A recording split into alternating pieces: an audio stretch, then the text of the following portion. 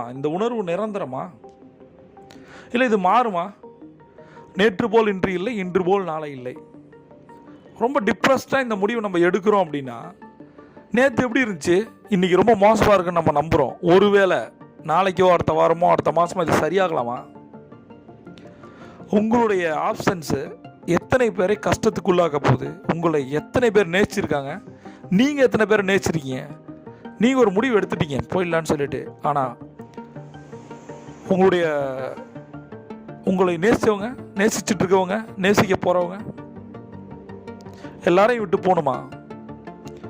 நம்மளோட அப்பா அம்மா, நம்மளோட கணவனோ, நம்ம மனைவியோ, நம்மளோட கேர்ள் ஃப்ரெண்டோ, நம்மளோட பாய் ஃப்ரெண்டோ, நம்மளோட குழந்தைகளோ, நம்மளோட நண்பர்களோ, நம்மளோட உறவினர்களோ, இவங்க இல்லாத ஒரு வாழ்க்கையை நம்மளால் நினச்சி பார்க்க முடியுதா? அதே மாதிரி தானே அவங்களுக்கும் இருக்கும். நம்ம அந்த முடிவு எடுக்கலாமா? வாழ்க்கையில் இன்னும் சாதிக்கிறத கூட